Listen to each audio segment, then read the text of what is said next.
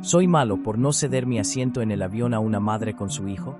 No sé si soy malo, un egoísta o simplemente me topé con la peor familia del planeta en un vuelo que se suponía sería el inicio de mis vacaciones soñadas. Tengo 28 años, trabajo en una empresa tech, y por primera vez en 3 años, me tomé 2 semanas libres para visitar Japón, solo. Había ahorrado como loco, buscado ofertas, y una de las cosas que más ilusión me hacía era el vuelo en sí. Un viaje de más de 12 horas, en un asiento de ventana con espacio extra para las piernas que pagué con anticipación. No es business class, pero era lo más cercano que podía costearme sin tener que vender un riñón. Llegué temprano al aeropuerto, hice check-in con tranquilidad, y me acomodé junto a mi café en la sala de espera, feliz con la idea de desconectarme del mundo por un rato. Todo iba bien, hasta que anunciaron el abordaje y comenzó el caos. En la fila para abordar, una mujer, que luego supe tenía unos 30 y tantos, se metió casi empujando con un niño de unos 5 años que chillaba que quería dulces. No me molestó al principio, viajar con niños es complicado, pero noté que iba mirando los asientos de la gente como si buscara algo. Tenía cara de apuro, pero también de esas personas que creen que el mundo entero les debe algo solo por tener hijos. Subí al avión y me encontré con mi asiento perfecto, fila 16, junto a la ventana, con espacio para estirar las piernas. Me instalé con mis audífonos, listo para relajarme, y entonces, llegó ella. Disculpa, ¿te importaría cambiarme el asiento? Estoy en la 32B, me dijo la mujer, con una sonrisa forzada, señalando al niño a su lado. Es que me tocó separada de mi hijo, y está muy nervioso por volar. Me quité los audífonos, la miré, y luego miré al niño. El pequeño ni siquiera parecía alterado, estaba jugando con una tablet y gritando, mira mamá, sin parar. ¿Qué asiento me estás ofreciendo? Pregunté, por cortesía más que otra cosa. Uno del medio, atrás, dijo, como si fuera lo más normal del mundo. Pero solo es por el vuelo, ¿sí? Lo siento, pero pagué este asiento con anticipación justamente porque necesito espacio para las piernas. Mido casi 1.90, me incomodan mucho los asientos del medio, le respondí con calma. Ella parpadeó, como si no estuviera acostumbrada a que le dijeran que no. ¿En serio no vas a dejarme sentarme con mi hijo? No me parece justo que yo pierda lo que pagué porque la aerolínea los separó, dije. Hasta le ofrecí llamar a un sobrecargo para ver si podían reubicarlos a ambos juntos en otra fila. Pero no. Ella insistía en que yo debía moverme. Lo que siguió fue aún peor. Se giró hacia los pasajeros detrás de mí y dijo en voz alta: hay personas que simplemente no tienen empatía.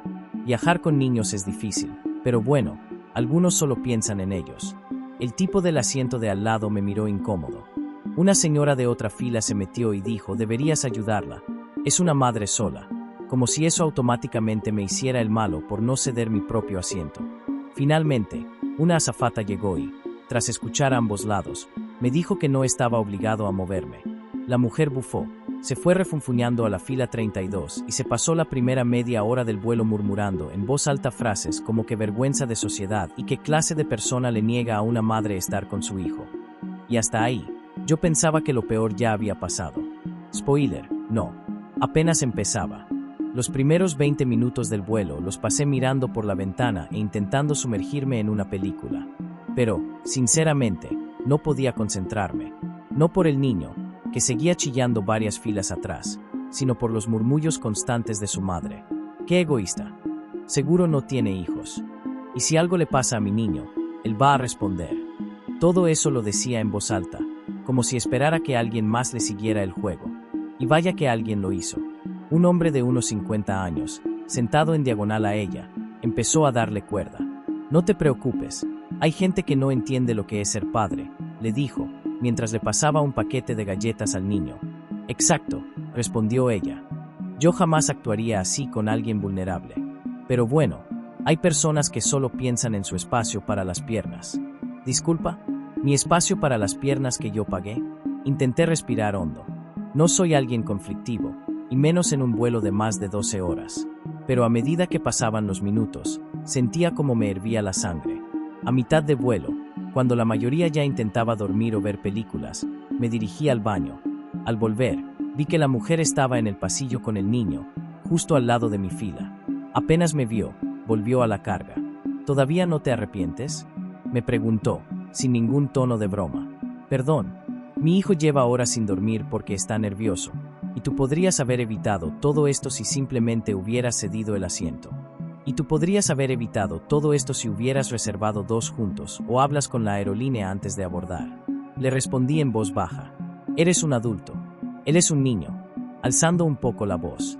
En ese momento el niño, molesto por no poder pasar al baño de inmediato, se tiró al suelo gritando.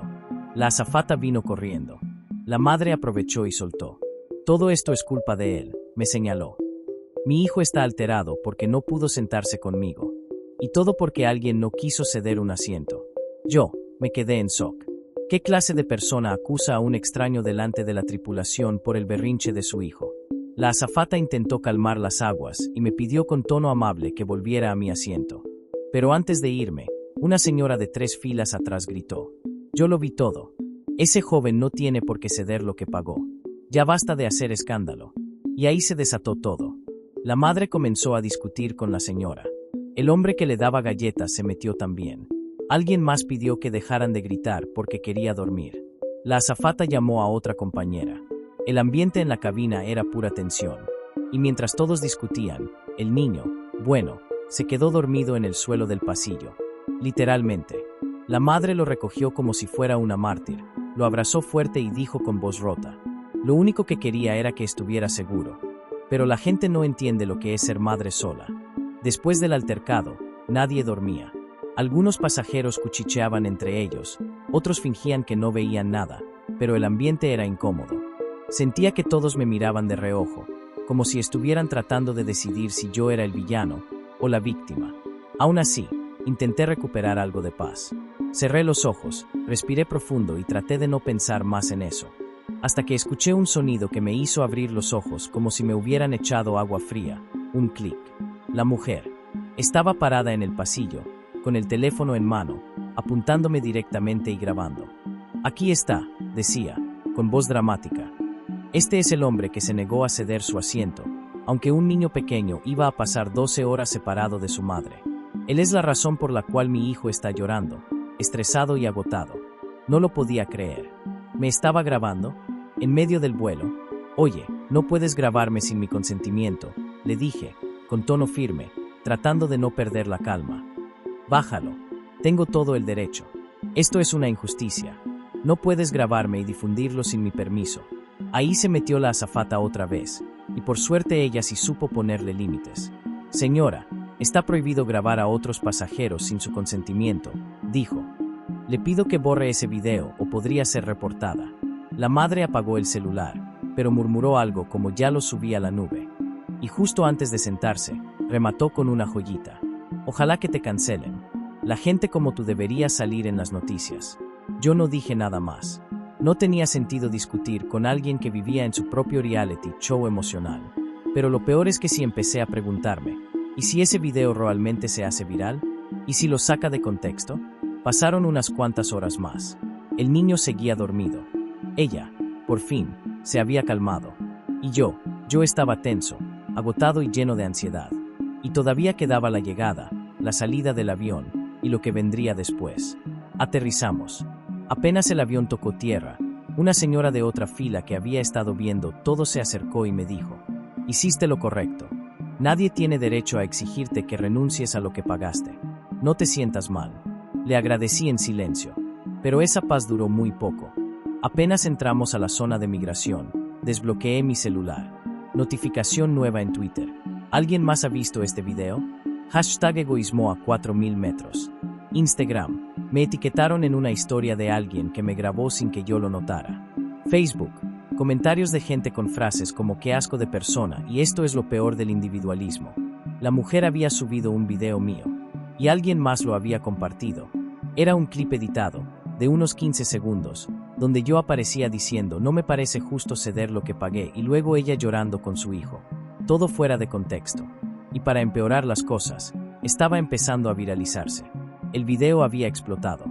Para cuando recogí mi equipaje, ya tenía decenas de mensajes directos, notificaciones y etiquetas en publicaciones que yo jamás había autorizado. Alguien había compartido el clip en TikTok con la leyenda. Este tipo se negó a ceder su asiento a una madre con un niño pequeño. Estamos perdiendo la empatía. Y los comentarios. Qué asco de persona. Probablemente nunca ha tenido que cuidar de un niño en su vida. Ojalá lo echen de su trabajo. Esta es la masculinidad tóxica en acción. Nombre y empresa ya. Nombre y empresa. ¿Qué? Un usuario incluso escribió: trabajo en seguridad digital. Si alguien tiene una foto más clara de su pase de abordar, podríamos rastrearlo. No era paranoia. Era una cacería. Y lo peor, uno de los clips incluía un plano donde, si pausabas en el segundo exacto, podías ver el nombre parcial de mi pase de abordar. Alguien hizo zoom, otros investigaron, y pronto alguien comentó: se llama Víctor. Trabaja en Corevia Tech. Ahí fue cuando me congelé.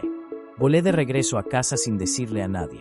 Durante el vuelo de conexión, ni siquiera comí. Solo miraba la pantalla del celular, viendo cómo el odio se acumulaba sin pausa. Ya no era una historia sobre un asiento. Era una campaña de odio masivo. Cuando llegué a mi departamento, tenía 11 llamadas perdidas de recursos humanos. Llamé. Hola, sí, soy yo.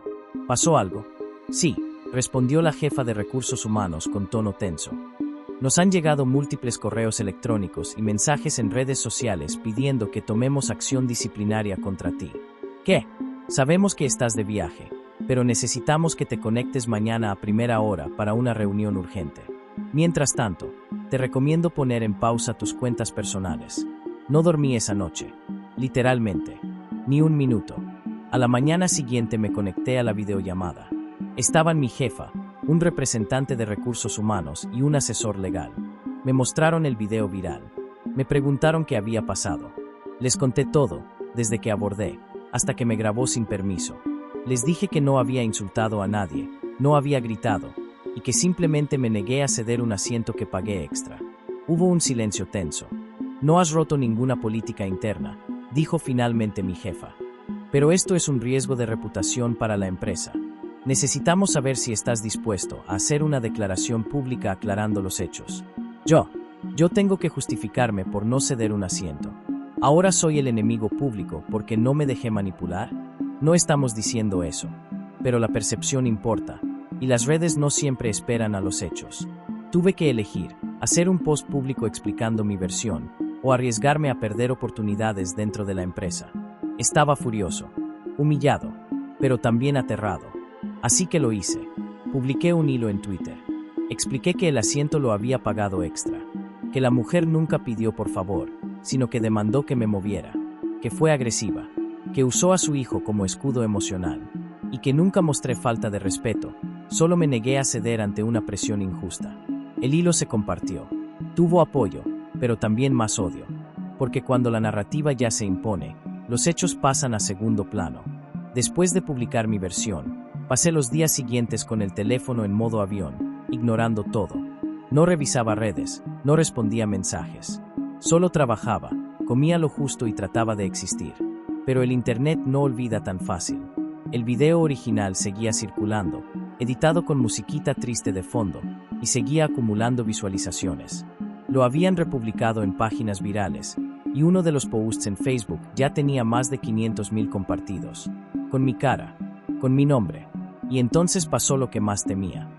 Mi madre me llamó llorando. Mi amor, ¿qué es esto que me están mandando tus tías? ¿Que saliste en un video maltratando a una madre y su hijo? ¿Por qué no me dijiste nada? Tuve que explicarle todo, pero no importaba. El daño ya estaba hecho. Mis tías, mis primos, incluso una excompañera de universidad me enviaron mensajes tipo: oye, esto es real. Incluso alguien me escribió: nunca me gustaste. Siempre supe que eras egoísta. Y todo esto por un asiento. Un maldito asiento. Pasaron 2 semanas y pensé que ya lo había superado. Hasta que un viernes por la noche, alguien tocó la puerta de mi departamento. Era una reportera. Una periodista real. Hola. Perdona que venga sin aviso. Soy de un medio digital. Queríamos darte espacio para contar tu versión completa. Me quedé congelado. ¿Cómo supiste dónde vivía? Es información pública. Alguien la posteó en Reddit. Está en un hilo con casi 20,000 votos. Hablan de ti, de tu trabajo, de tu vida entera. Ahí exploté. No contra ella, sino por dentro. Cerré la puerta. Me encerré en el baño y simplemente me quebré. Estaba al borde del colapso emocional. Fue ahí donde tomé la decisión. Iba a demandar. No a todos, eso sería imposible. pero sí a la mujer que me grabó sin permiso. Conseguí un abogado especializado en privacidad digital. Le mostré las pruebas, el video original, las publicaciones con mi rostro y mi nombre completo, los insultos, el acoso. Y él solo dijo: esto es un caso claro. Ella te grabó sin autorización, subió contenido con tu imagen sin consentimiento y además provocó un linchamiento virtual. Presentamos la denuncia. Formal. Legal. Eso cambió todo. Un par de semanas después, recibí un mensaje de ella. Sí, de la madre del avión. Hola. Me acaban de notificar de tu denuncia. Esto ha ido demasiado lejos. No quise que te arruinaran la vida. Lo siento si las cosas se salieron de control. No respondí. Y a los días, su abogado envió una propuesta: eliminar todos los videos, publicaciones y ofrecer una disculpa pública a cambio de retirar la demanda. Acepté, pero con condiciones. La disculpa debía ser clara: nombrarme, reconocer que me grabó sin permiso, que manipuló el contexto y que los hechos fueron malinterpretados. 2 semanas después, su publicación apareció: quiero disculparme públicamente con Víctor. Me equivoqué al grabarlo y subir contenido sin su consentimiento. Mi intención nunca fue perjudicarlo, pero reconozco que lo hice. Él no me faltó el respeto ni insultó a mi hijo. El video fue editado fuera de contexto. Asumo la responsabilidad por lo sucedido. Y poco a poco, el ruido se apagó. No porque todos entendieran la verdad, sino porque otra historia viral llegó a reemplazar la mía. Han pasado ya 5 meses desde el vuelo. La empresa me mantuvo. Mi reputación se recuperó en círculos cercanos. Y aunque la internet me olvidó, yo no olvido. No olvido cómo, en cuestión de horas, la narrativa pública me convirtió en un monstruo por no ceder un asiento por el que pagué. Y sabes lo más irónico, nunca estuve en contra de ayudar, pero nadie me pidió ayuda. Me exigieron, me acusaron, me grabaron, me cancelaron, todo por decir que no. ¿Soy malo por no ceder mi asiento a una madre con su hijo? Tal vez, pero no es lo mismo que ser culpable.